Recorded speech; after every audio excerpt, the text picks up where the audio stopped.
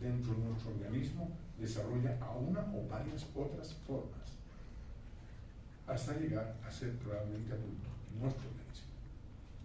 O sea, nosotros somos el ideal de los parásitos, el ideal, los mamíferos principalmente y obviamente los humanos. Otros investigadores rusos, ¿de acuerdo? Entonces comienzan ya a encontrar ya por el 1800 a las amebas, ¿no? Unas lesiones que se producen en el intestino, la famosa amebiosis, que la comentaremos en su día, y ellos van describiendo, por lo tanto, esta enfermedad. Lambert es un investigador muy interesante, y un brazo que se llama, que lo vemos ahí, se llama Jarvia Lambria, ¿no? Y se pone el Lambert en honor a él, que descubre eso que ven como una carita, que parece un muñequito, ¿no? Sus dos ojitos, su nariz, su boquita, su flagelo microscópico, y eso se llama Jarvia Lambria. Muy frecuente en nuestro medio. El primer parásito que genera diarrea en niños, en Bolivia. Bueno, o sea, ya tenemos información. Cuando hay diarrea, pues siempre pensamos, primera causa parasitaria tiene que ser Jarvia. ¿Y cómo ingresa la Jarvia? Por la boca. ¿Y a través de qué? Del agua y los alimentos. Es resistente al cloro. Ni siquiera el agua con cloro permite matarla, ya aprenderemos después. Y obviamente ya vio que eran cuadros de diarrea, ¿no? Entonces, ahí vemos la foto del profesor Lamb, otro investigador que trabaja en esta área. Chagas, la primera enfermedad parasitaria crónica en Bolivia. Somos el país más endémico de verdad de Chagas del mundo. Nadie nos gana medalla de oro. Y si hubiera otra medalla nos daría. La quinta nos daría. Pero bueno, somos el país más infectado del mundo. Del mundo. ¿Y por qué? Por las condiciones de vida que las vamos a estudiar. Y ahí vemos al profesor Carlos Antonio das Chagas, un investigador brasileño.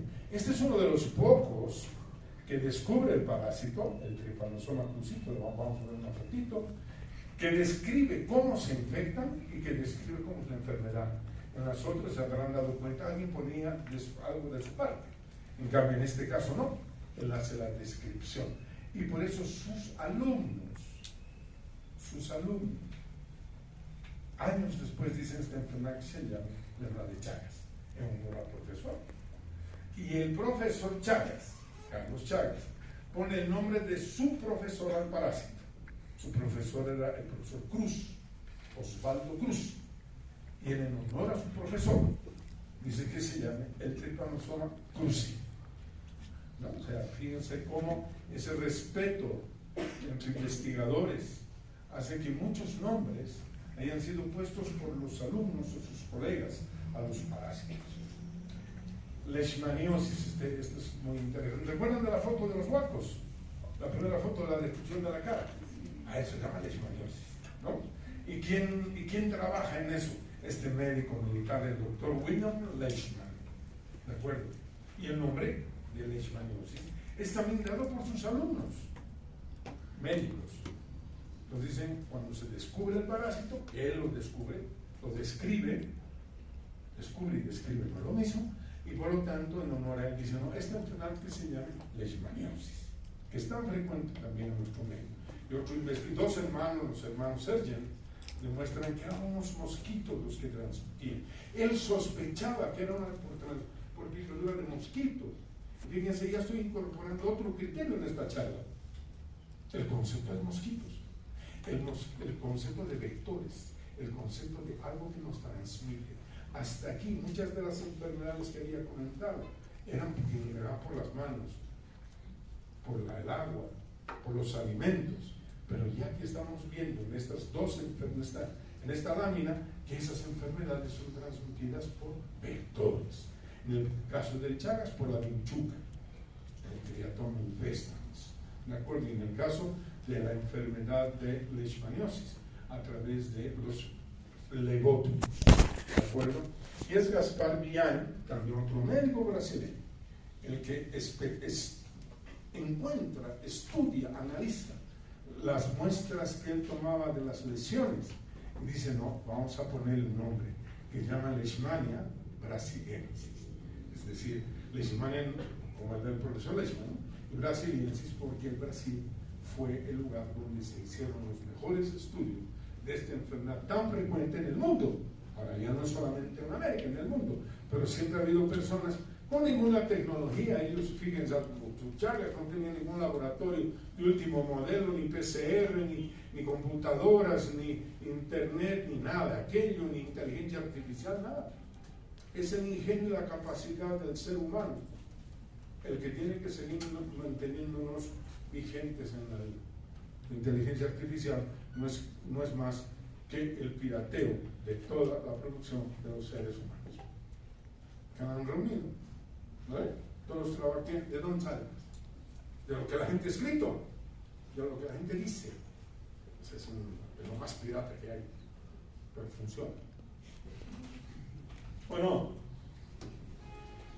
y llegamos un poco ya a nuestro siglo después de este paseo un poco histórico, y vemos que en este siglo ya, pues obviamente, con la tecnología ya tenemos mejor conocimiento de las enfermedades, de todas en general, no solo de las parasitarias, ¿no? Las bacterianas, virales, el cáncer, la diabetes, la hipertensión, etcétera, etcétera, etcétera. Por la tecnología ya tenemos mejor conocimiento, ¿no? Hemos desarrollado formas de diagnóstico mucho más simples, porque antes había que buscar al parejo dentro del organismo humano, pero no siempre lo podíamos encontrar. Pero el parásito hace algo, viviendo dentro de nuestro organismo, como es algo extraño a nosotros, va a dar lugar a la formación de anticuerpos, ¿no? Entonces hoy día, ¿cómo detectamos las enfermedades? Por anticuerpos. No sé si ustedes recuerdan el 2020, ¿recuerdan? No. Ustedes eran medio chatos. Tenían 15, 16 años. ¿Qué nos hacían a todos? Nos hacían un sopito en la nariz, ¿no? Para hacer una prueba, ¿no es cierto? En un tubito, ¿sí? Veíamos al virus, ¿no? Estamos generando una reacción antígeno-anticuerpo. Si estamos enfermos, tenemos anticuerpos. Sacamos, lo ponemos en el tubito, reaccionaba, positivo. Y eso se llama, hoy hay una técnica que se llama ELISA, que es esta imagen que vemos aquí arriba, que es una de las técnicas más importantes para el diagnóstico de enfermedades en el mundo de la infectología. No solo el parásito, sino en el mundo de las infecciones, muy importante. Y además tenemos, caramba, otro equipo fantástico, el PCR, ¿no? La reacción en cadena de la polimerasa, se habla en castellano. En inglés es protein, ¿cómo es cadena? ¿Qué? Es reaction, ¿no? Entonces llama el PCR, ¿qué es lo que conocemos en el mundo? ¿Y qué es lo que se hace aquí? Se toma un pedacito del parásito y dentro de esta máquina se reproduce su genoma miles de veces. Entonces ya no vemos al parásito, es una prueba molecular, vemos el genoma del parásito, su ADN o su ARN, y entonces hemos avanzado muchísimo en el diagnóstico. Esto se hace en nuestro país no mucho porque el equipamiento es caro, pero en países en el Perú, Brasil, Chile, Argentina, esto se hace todos los días. Aquí lamentablemente pues no hay plata, no hacemos frecuentemente. Pues ya vamos viendo como en el siglo XXI ya hay muchos más medicamentos, varios medicamentos hay con los que podemos trabajar, y además que al haber entendido cómo las enfermedades se transmiten, podemos realizar varias medidas de control que las vamos a comentar. Pero aquí me quiero detener para que entiendan cómo la evolución parasitaria. Han aparecido los parásitos ahora, hace el año pasado, hace 50 o 100 años, no. Los parásitos comienzan cuando comienza la vida, hace 600 millones de años. No sé si pueden calcular lo que son 600 millones de años. Comienzan a existir en los mares seres unicelulares que inicialmente cada ser unicelular vivía por su cuenta. Pero paulatinamente estos seres unicelulares comienzan a tener necesidad o relación con otros seres unicelulares. Entonces ya comienza a haber una interdependencia. ¿Hace cuánto? 600 millones de años. ¿Quién sabe hace cuántos años está el humano sobre la faz de la Tierra? Como Homo sapiens. ¿Ah? 200.000 años. No. Siga, vamos bajando, estamos bien, estamos trabajando, está bien. ¿A quién más? Se calcula entre 60.000 y 80.000 años. No más, no más. Oye, ¿qué tiene que ver nuestra edad con 600 millones de años? No hay nada que ver. Ya después de otros miles, millones de años, ya aparecen a aparecer otras cosas. Comienzan estos seres multicelulares a asociarse, a modificar, a cambiar su estructura, y comienzan a aparecer los multicelulares. Y si hablamos de algo interesante, los platelmintos, los gusanos planos, que van a dar lugar a las tenias, que se dice para muchos investigadores que la tenia es el parásito más perfecto, o tan perfecto como el ser humano. Lo único que le falta es pensar. Nada más. Entonces, ya se van formando otras estructuras. Hace 300, 400 millones de años aparecen los ectoparásitos, los piojos, por ejemplo, los sarcópteros, es decir, todos aquellos que estaban en la piel de los animales. Y aparecen los mosquitos ya. Comienzan a aparecer los mosquitos, ¿de acuerdo? Para ir transmitiendo posteriormente enfermedades. Pero ya comienzan a haber seres más complejos. Entre 100 a 200 millones de años aparecen los homínidos, los Australopithecus, ¿no? Todo este conjunto de antecesores nuestros, que no eran humanos, sino homínidos, y que pues comienzan a alimentarse, ya tienen bipedestación, ya se pueden parar, y por lo tanto tienen acceso a arrancar comida, a tomar agua, obviamente, a alimentarse de mil maneras. Y obvio, no era que ellos tenían la capacidad de decir, a ver, hay que lavarse las manos antes de comer, ¿no?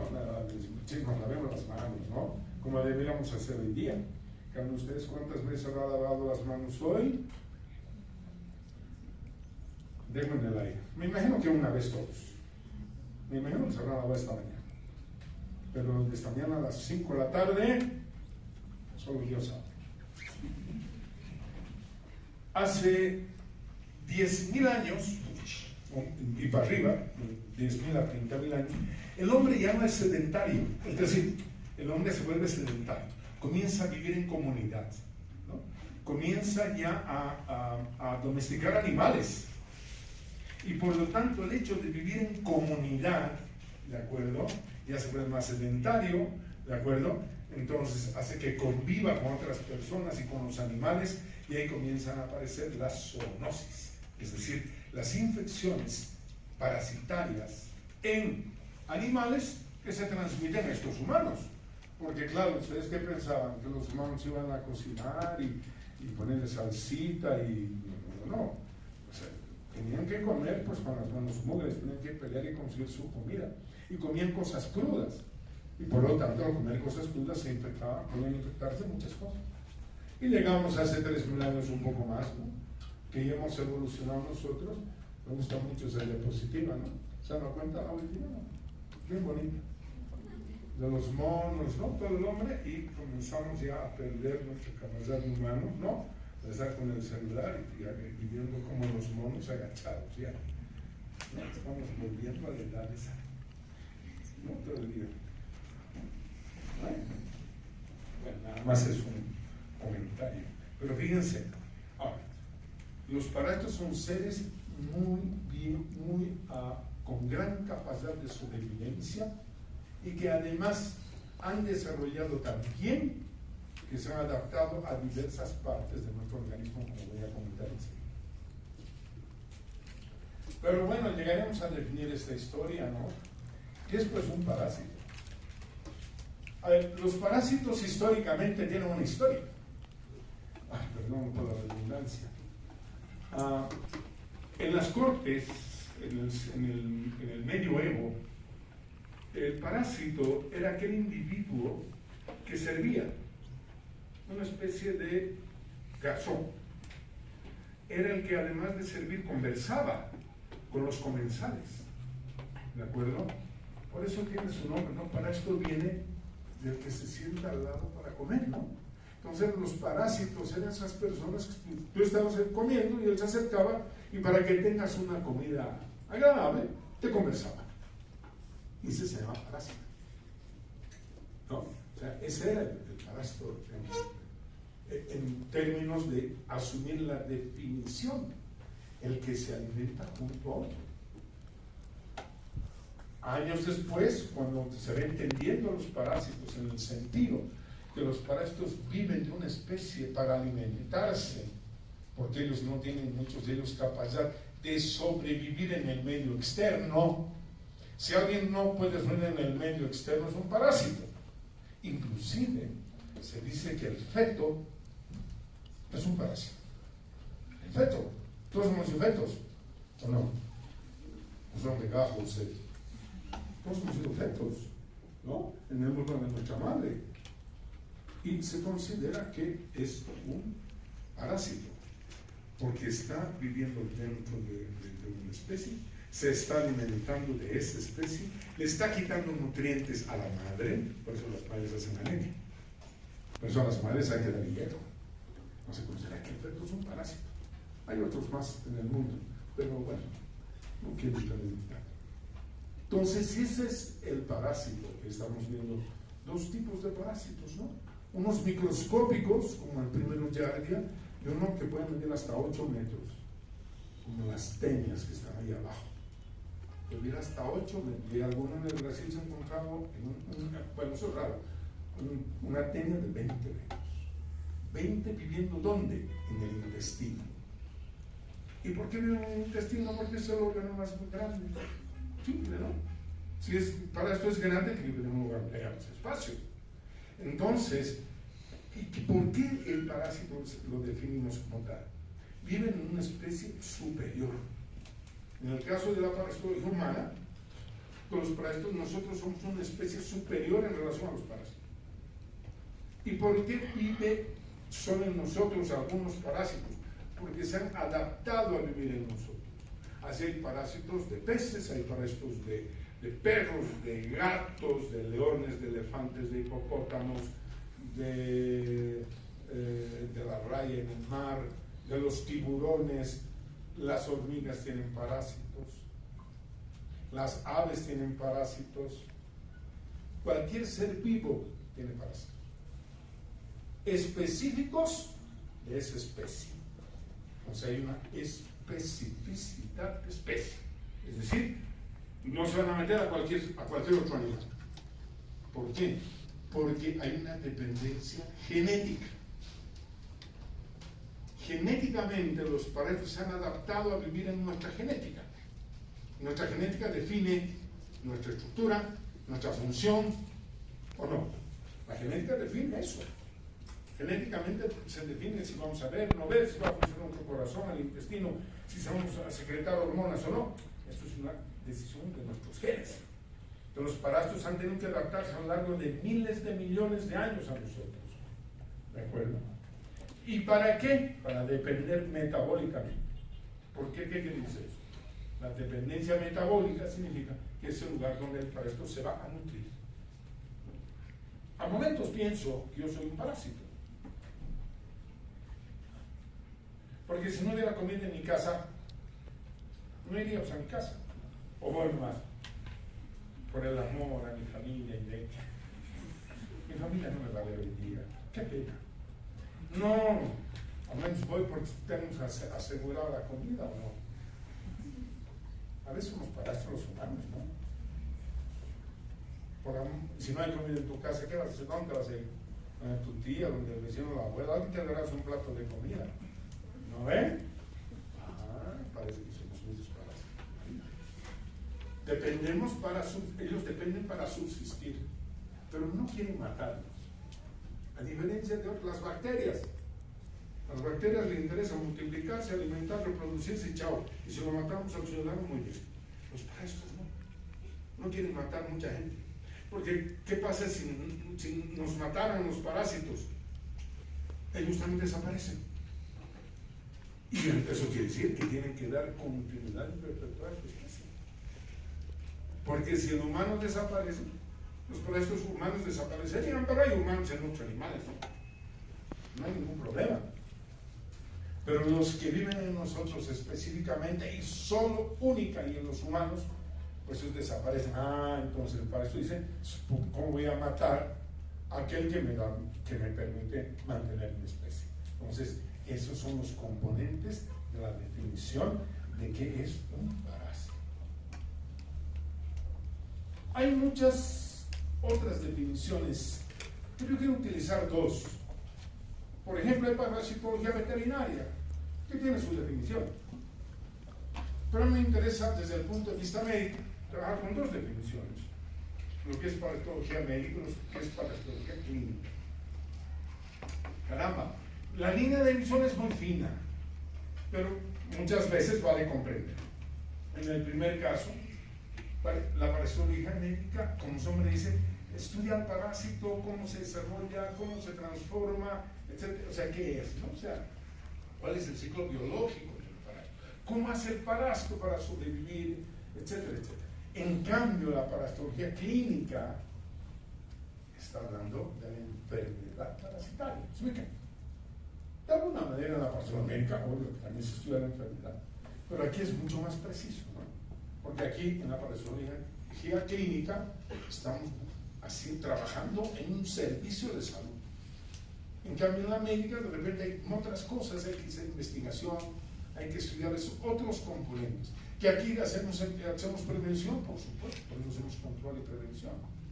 Pero estas definiciones, que pueden ser muy confusas al momento, nada más es para que tengamos una primera orientación del mundo y espacio donde trabajamos. ¿Qué hace el médico en un primer nivel de atención, donde ustedes van a ir a trabajar cuando terminen esta carrera? No van a entrar al hospital. ¿Sí? Van a entrar, son especialistas. Si no son, no van a entrar. ¿Van a ir a trabajar al hospital de Cotauma, a los Pinos? No, porque no son especialistas.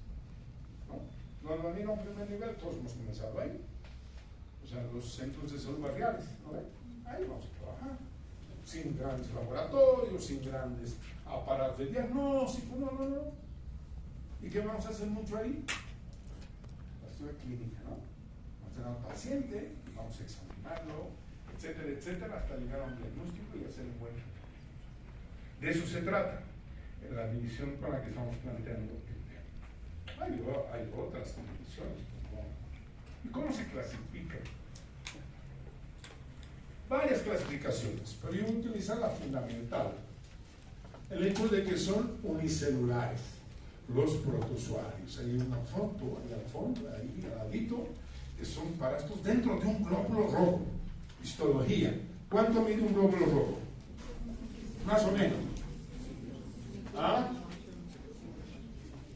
¿Cuánto? Ya, digamos, 7 promedio. Promedio, ¿no? 6 a 8 por ahí, ¿no? En ese glóbulo rojo tan pequeñito que han visto ustedes a la microscopía, viven los parásitos. Ahí cada puntito es un parásito. Llaman aerosolitos de la malaria. Fíjense el tamaño, si viven 6 micras, 16, 24 hasta 36 parásitos viven dentro del glóbulo rojo, 36. Qué hábiles. Y no viven en otra parte. Solo han evolucionado para vivir en los glóbulos rojos. No son en los blancos ni ninguna otra célula. De las millones de células diferentes que tenemos, ¿no? ¿Qué vive en el glóbulo rojo? ¿Por qué? Porque el glóbulo rojo está su alimento. No hay en otro lugar. ¿Cuál sería el alimento en un glóbulo rojo? La hemoglobina. ¿Recuerdan de la hemoglobina? Parece que no. Se vital es porque no hay hemoglobina en otra parte. ¿Dónde va a ir la alimentación? Pero fíjense esa adaptación. Eso lo aprenden a hacer en años. Los unicelulares. Pues vienen ya los multicelulares. Le llamamos enmintos en general, luego verán la clasificación específica. Ahí estamos viendo esa tenia. Estamos viendo una parte de la tenia. Estas tenias que miden entre 4 a 8 metros. Esto es tan pequeñito, esto que ustedes ven, que mide más o menos 1 milímetro. 1,5 milímetros. Y ahí están unas estructuras que permiten que el parásito se quede enclavado en el intestino delgado. Y mide 8 metros, ¿no? Con el resultado. ¿Y por qué vivir en el intestino delgado? Aparte que hay espacio. ¿A quién? Levante la mano, a ver, ¿quién quiere opinar? ¿Por qué creen que se va a meter en el intestino? ¿Por qué no se para el hueso? ¿Por qué en el delgado? Absorción de nutrientes. Muy bien, porque en el delgado se produce el metabolismo de los alimentos. Y como este bicho no tiene aparato digestivo, no tiene enzimas para digerir, ¿qué hace? Lo que nosotros digerimos, él absorbe a través de la cutícula. ¿De acuerdo? Absorbe. Por eso viven en el intestino delgado. Todos los parásitos creen que viven en el lugar donde hay comida, para hacerlo en palabras simples. Después tenemos a los artrópodos. Esa imagen que tienen ahí es del piojo. El piojo. El 20% de los estudiantes de medicina de la facultad de la carrera de medicina de Gonzalo Mayor San Andrés tienen piojos en su cabeza. 20%. 2 de cada 10 tienen piojos. ¿Seguro? Pero seguro. ¿Y qué es un piojito? ¿No? ¿Sí? Las caras, ¿sí? No, está el piojo. ¿No? Ya, listo. ¿No? Entonces esos son los artrópodos. A estos dos los podemos llamar endoparásitos. Estos dos grandes grupos, el 1 y el 2, endo, viven dentro de nuestro cuerpo. En cambio, este le vamos a llamar un ectoparásito. ¿Por qué? Porque viven, estos ejemplos, en la superficie de nuestro cuerpo. Viven sobre la piel, ¿de acuerdo? Y se adhieren a los pelos o al vello, depende de donde estén. Entonces serían los endoparásitos, este sería el ectoparásito.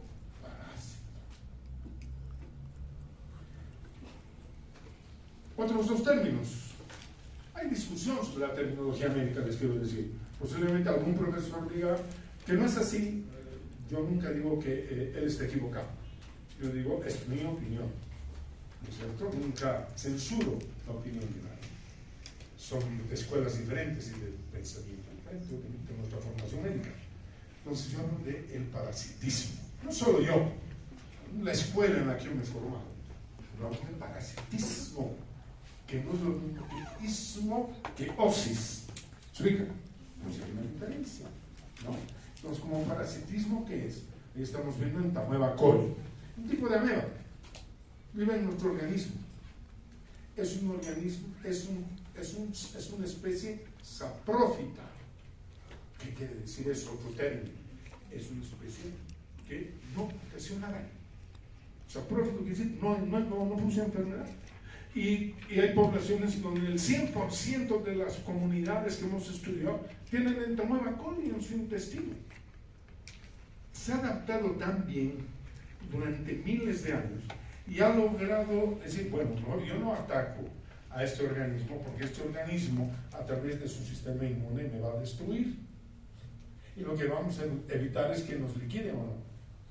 ¿Sí o no? ¿Quieren hacerse matar ustedes? ¿Y qué falta de vida que tenemos los humanos? ¿Quisieron morir ustedes? Sí, algunos sí. ¿Escucharon? Yo no, todavía no quiero morir. Entonces, si no quiero morir, tengo que evitar aquello que me puede matar. ¿Verdad? ¿Y qué es lo que le puede matar a los parásitos? El sistema inmune, nuestras defensas. Entonces se vuelven saprófitos. Evolucionan y dicen, ya, listo, no voy a producir ninguna enfermedad, no voy a lesionar ningún tejido, y por lo tanto, como no lesiono tejido, el sistema inmune pasa directo, no le hace nada. Pero hay otros, los que generan parasitosis, es decir, los que generan enfermedad, que tienen, por lo tanto, la capacidad de infectar y generar enfermedad. A ver, ¿todos los enfermos están infectados? Sí. ¿Todos los infectados van a desarrollar enfermedad? No siempre. ¿De acuerdo? Pueden estar infectados, pero no desarrollamos enfermedad. ¿Por qué? Porque estamos en equilibrio con nuestro sistema inmune. Tenemos ahí dentro, que no estamos enfermos. Depende de nuestro sistema inmune.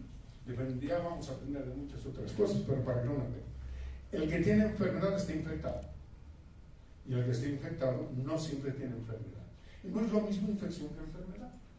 Porque la infección es la presencia, ¿no?, en este caso en un parásito, que puede ocasionar la enfermedad. En cambio, la enfermedad es la existencia de signos y síntomas, ¿no? Eso es enfermedad. Estamos enfermos de, por, etcétera, etcétera. En esa foto que ustedes ven, son niños pálidos. Y eso es porque tienen, recuerdan esos, los ancilostómicos, una foto con pacientes con sus bocas abiertas.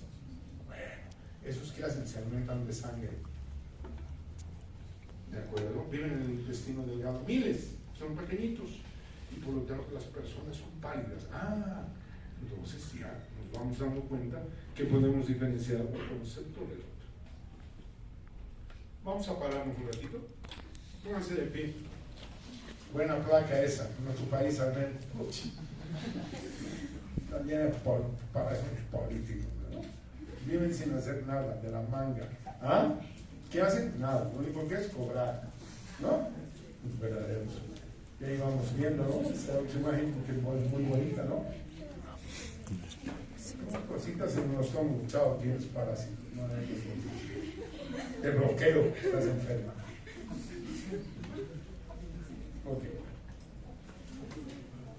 Hay un concepto que es importante desde el punto de vista de aprender a escribir parasitología, es la taxonomía, que no es más saber escribir adecuadamente el nombre científico de una bacteria, de un parásito, de un virus, de un hongo o de un prion, que son las 5 estructuras que generan enfermedad. Y para ello hay pues toda una definición y el porqué, y le llamamos categorías taxonómicas. Es decir, cualquier parásito pertenece a un reino, tiene un filum, una clase, orden, familia, género y especie. Hay clase, subclase, orden, suborden, ¿no? Hay superfamilia. O sea, hay una serie de definiciones muy complicadas que no las vamos a nosotros preguntar ni llevar, pero tenemos que entender que él tiene toda una razón de ser. La clasificación taxonómica tiene una razón biológica, es un ordenamiento de a dónde pertenece, qué estructura o qué características tiene para definir el género y su especie. Y ahí estamos viendo, ¿no es cierto?, que lo que vamos a trabajar mucho, ustedes han podido darse cuenta, que en muchos parásitos he puesto y el género y la especie. Y si se han dado cuenta, y voy a decirles que se den cuenta siempre, es que el género está aquí escrito con rojo, solo la primera letra se escribe con minúscula. Aquí está, género, T. ¿Verdad? Todo en minúscula, y la especie todo en minúscula. Esto puede ser una manera de escribir. Puedo subrayar, o puedo ponerle negrita sol por rojo. ¿No? La computadora. O sea, ese es el respeto a las ciencias microbiológicas. Homo sapiens, deberíamos escribir así. Homo sapiens, la H mayúscula, Homo minúscula, sapiens minúscula, en cursiva. ¿Verdad? Esa es la manera de escribir. No vamos a pedir que en sus exámenes escriban en cursiva, obvio. En sus exámenes lo que vamos a pedir es que aprendan a escribir adecuadamente de acuerdo a las normas de la taxonomía. Esto es bien complicado, se trabaja mucho en taxonomía y ya desde el punto de vista molecular, es ya toda una disciplina compleja que existe. Sigamos con algunos conceptos básicos. Este es un ciclo biológico.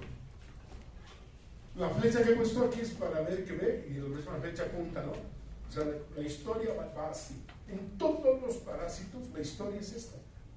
Va a comenzar, en este caso, como un huevito.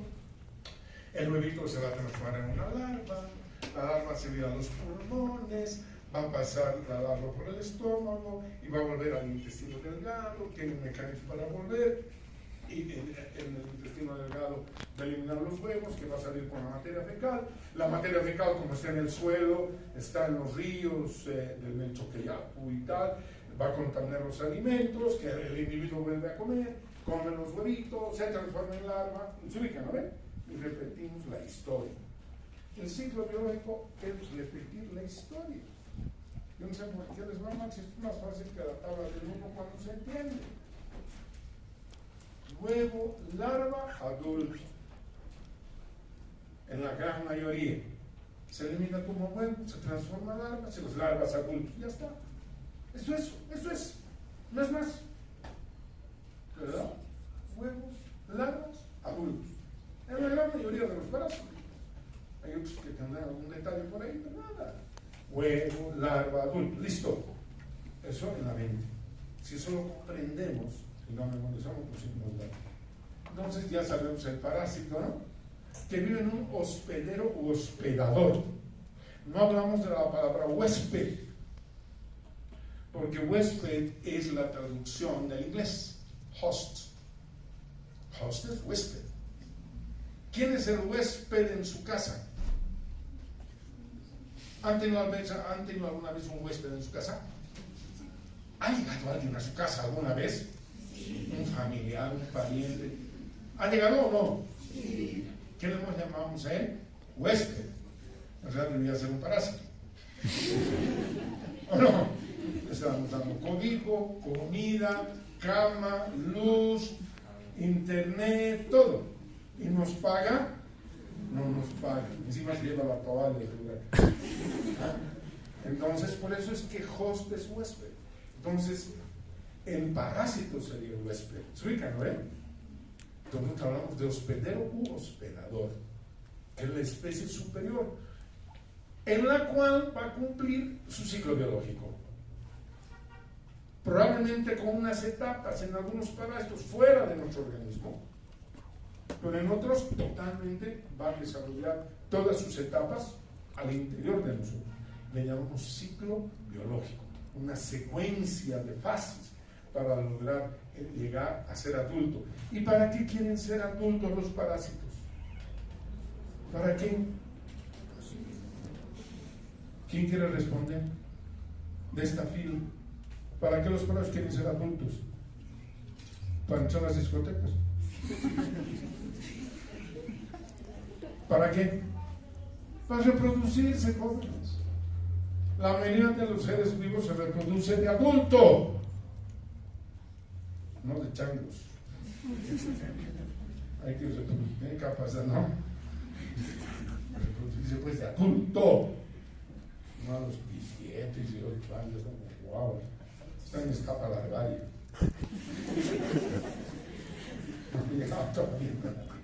Entonces, para estos quieren ser adultos para reproducirse, para mantener su especie. Para eso es, no es para otra cosa. Entonces, los parásitos pues producen acciones patógenas. Se llaman los parásitos. Si uno es saprófito, el otro ya, ¿qué se llamaría? Lo opuesto a saprófito, que no siempre, ¿verdad? Patógeno. Patos, enfermedad quiere decir, en latín, patos. Patogenia, patogénesis, estudio de la enfermedad, ¿no? Entonces, pues tiene muchas acciones. ¿Dónde van a producir su acción patógena? En su hábitat, doble T. ¿Por qué viven ahí? ¿Por qué tienen hábitat? ¿Recuerdan los glóbulos, los plasmoides que vivían dentro del glóbulo rojo? ¿Por qué vivían ahí? Porque está la comida, ¿no? Entonces, ¿qué es lo que van a producir? Van a destruir el glóbulo rojo. Entonces, los que están viviendo en el intestino, el ascaris es muy famoso en siempre. Está viviendo aquí en el intestino delgado. ¿Qué va a desarrollar ahí? Va a utilizar nuestros nutrientes, nos va a quitar nuestra comida. Por ejemplo, eso se llama una acción exfoliatriz. En la siguiente clase se verán las diferentes acciones patógenas. Entonces, si tiene acciones patógenas, si tiene capacidad de patógena, patos es enfermedad, quiere decir que el paciente va a tener signos y síntomas de la enfermedad. Y este individuo en esta persona que Ascaris vive en el intestino delgado, desde el punto de vista de la anatomía descriptiva, ¿en qué parte del abdomen el paciente va a quejar de dolor? Anatomía pura y dura. Si vive en el intestino delgado, ¿han hecho anatomía? ¿Han hecho anatomía? ¿O han hecho directo a segundo? No les han hecho de los cuadrantes, bien bonito, anatomía topográfica. Por lo tanto, el paciente, ¿dónde va a tener dolor? Le va a decir, doctor, me duele, ¿dónde me duele? Aquí, doctor, me duele. Eso va a decir. ¿Qué se va a señalar? El mesogastrio, porque ahí está el intestino delgado. Si no sé ese detalle, entonces si viene el paciente y dice, doctor, me duele aquí, mesogastrio, intestino delgado, o entonces yo pienso en enfermedades de intestino delgado. Si me dice, me duele aquí, doctor, aquí, debajo de mi costilla, hipocondrio derecho, ¿qué vamos a pensar? ¿La enfermedad de qué puede ser ahí? ¿De qué? ¿De qué órgano? Hígado, vesícula biliar. No, el paciente se está quejando de un fuerte dolor a nivel de la fosa ilíaca derecha. De repente una apendicitis. Si sabemos anatomía topográfica, el paciente nos va a contar, pues, aquí me duele, doctor, aquí. O sea, él te cuenta el dolor. Pero si no tengo idea de la anatomía topográfica, ¿y ahora qué le digo al ciudadano? ¿No? ¿Se ubican? Entonces, dense cuenta que eso se llama signos y síntomas. Signos es lo que el paciente te dice, síntomas es lo que tiene. Si no nos vemos, un paciente pálido es un signo. Está pálido, pues anemia. ¿Se ubican? ¿No? Le duele la barriga, es un síntoma, porque no vemos. ¿Se ubican? El signo se ve, el síntoma no se ve. Pero ahí seguimos. Entonces va a dar un cuadro clínico y no sé qué. Pero y si ya que el paciente, entonces, ¿qué hay que hacer? Hay que diagnosticarle, ¿no? Hay que hacer un diagnóstico que puede ser clínico. El paciente tiene una parastosis intestinal, no me dice nada. Pero quiero saber cuál es el agente etiológico. Otra palabra interesante. Agente etiológico. Es la causa de la enfermedad. ¿No? Agente etiológico. En este caso, pues nos interesa pensar, este paciente viene de los yunques. Tiene su barriga así grande, es barrigudo y viene de los yunques y sus bracitos son flaquitos. Caramba, no será Ascaris lumbricoides, pienso con él, ¿no? Os digo, hágale un coproparasitológico, los huevos de Ascaris, examen de ese si sale el huevo de Ascaris, uy, qué bien, ¿verdad? Pero puedo utilizar otros métodos de diagnóstico, estoy hablando por eso que utilizan métodos y técnicas. Esto es una endoscopia alta. Se le pone una endoscopia, eso no va a ser el médico de nuevo. Y ahí vemos el Ascaris moviéndose. O puede hacer por imágenes, una ecografía. Y ahí vemos el parásito aquí moviendo. Fíjense como si fuera una reglita, ¿no? ¿Dónde está? Dentro de la vesícula. Bueno, y si vemos esto que están saliendo los parásitos por la boca y por la nariz, es obvio, ¿no? Entonces, fíjense que para hacer el diagnóstico de algunos parásitos podemos utilizar varios métodos y técnicas diagnósticas que nos permita seguir con la siguiente etapa, el tratamiento, ¿no? Como tiene esta enfermedad, le vamos a dar seguramente mebendazol, le daremos mebendazol, pues de al día durante 3 días, y después le haremos un control de cura, le pediremos un nuevo análisis para ver si el parásito ha sido eliminado. Pero seguramente nos va a decir, doctor, muchas gracias, me da cosa, pero le quería pedir unos Ascaris de recuerdo. No quiero eliminar Ascaris. ¿No? Le decimos al paciente, no sea malito. Con un guantecito traigo unos Ascaris y me regala, por favor, para mostrarles a mis alumnos, para que vean. Pero tenemos, no se preocupen. Entonces, fíjense cómo son etapas, ¿no? Vamos siempre por etapas. El método clínico se llama eso. Bueno, ya está, ya sabemos el parásito. Entonces tenemos que comenzar a ver por qué esa parastosis es tan importante. Vuelvo a la primera diapositiva. Esas enfermedades tropicales desatendidas, ¿no? Pucha, los geohelmintos, decía. Ahí están los geohelmintos. Fíjense dónde están los geohelmintos. En los países pobres, ¿verdad? En los países pobres, África, el Asia, Centroamérica, son enfermedades de los países pobres. ¿Y por qué son de los países pobres? Porque la educación es inadecuada, porque los servicios de salud son malos, porque los médicos son malos, porque si tuviéramos hospitales magníficos, porque el hospital sea grande, moderno y lindo, vamos a resolver problemas de salud.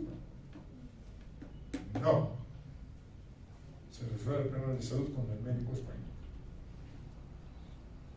Si ponemos hospital lindo con puros malos, qué desastre, ¿no?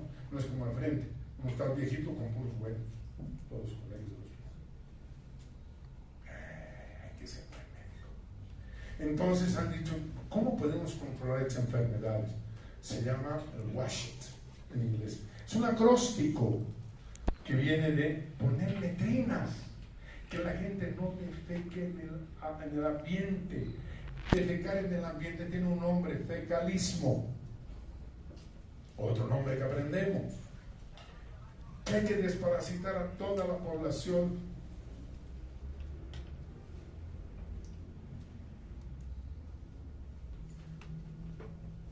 Se hacen campañas, vamos a aprender a desparasitar a toda la población.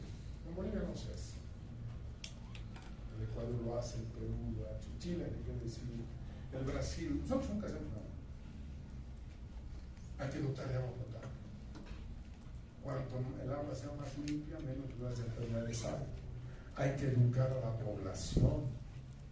Pero primero nos tenemos que educar nosotros. Ojalá que cuando terminen este año los capítulos de parasitología y microbiología hayan cambiado la actitud de ustedes dentro de su casa. Hayan cambiado los hábitos dentro de su casa. Que sus familiares, gente que ustedes quieran, hayan cambiado de hábitos. Por ejemplo, ¿qué hacemos cuando las moscas entran a un alimento nuestro? ¿Qué hacemos? Y seguimos comiendo. Nos da lo mismo. Cuando esa mosca estaba parada en materia fecal, una caca, ahí estaba. Mosca, ¿qué cuesta tapar nuestros alimentos con un trapito? ¿Qué cuesta? ¿Cuesta algo?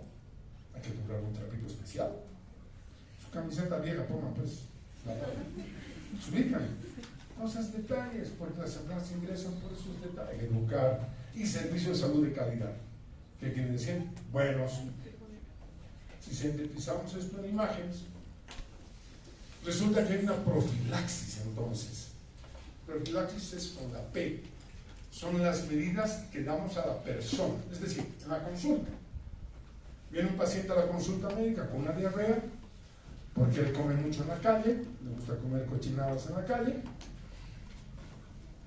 El último estudio que tenemos de hace años, no creo que haya cambiado.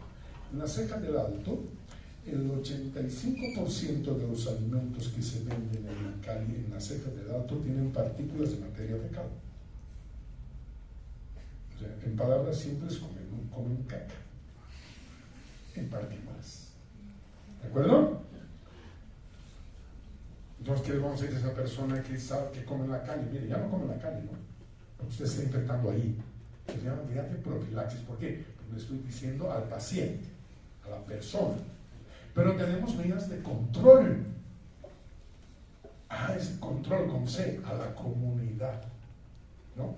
Vamos a dotar de agua potable a todo el barrio, a todo el pueblo. Esa es una medida de control, porque va en beneficio de la comunidad. Y el control de cura es cuando le damos una medicación a un paciente y tenemos que verificar que él esté sano. Porque el médico que no sabe medicina le da la medicación, su receta, todo le da la receta. Mil cosas. Hasta luego. Paga al salir. Listo. Y voy a hablar, doctor, no. ¿Cuánto va a saber usted? Tranquila. A veces no sabe medicina. Porque tiene miedo que vuelva el paciente y le diga, ¿sabe qué se enferma? Entonces, ¿cuáles son las medidas de la... A ver, ustedes si han visto en la estrategia Washer, ¿qué se llama esta medida? ¿Ah? Letrinas. Muy bien. ¿Ah? ¿Qué está haciendo la doña? En sus bocas. Se está dando la medicación. Desparasitación masiva.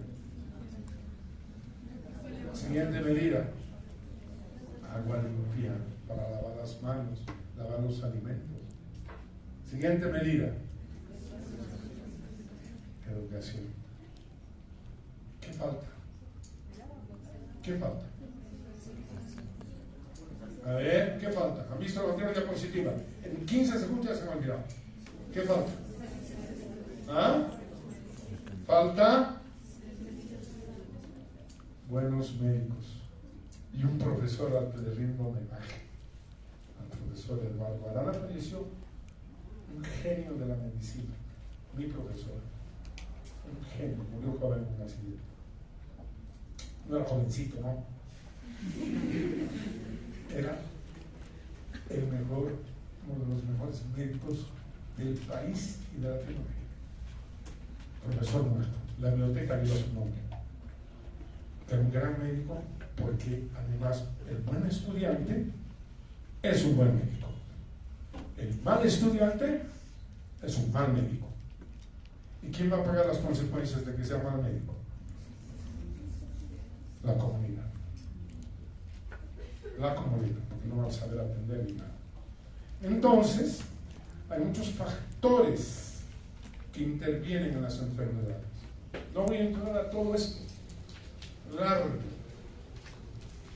Fíjense cuántos aspectos del hospedero condicionan las enfermedades parasitarias. Muchos. ¿Ah? Desde la edad, la ocupación, el nivel educativo, las condiciones, el tipo de información que tiene, elementos culturales. Yo siempre digo un aptapi. En el aptapi yo no veo que primero se laven sus manos. Nunca he visto directito más a los chunos, el charque, el huevo, las habas, ¿no? A mano limpio, a mano pura mano, ¿no? Ustedes como salen de aquí, han estado todo el día aquí en la facultad, se han agarrado los bancos, se han saludado, todo. Agarran, se van a comer unas papas fritas, ¿qué van a hacer? ¿Se van a vaciar la bolsa? Con su mano mugre van a comer las papas fritas y la galletita. En serio, es un tema de higiene, de educación en salud. Nada más, cosas que hay que cambiar. Muchas de estas cosas. Factores del parásito.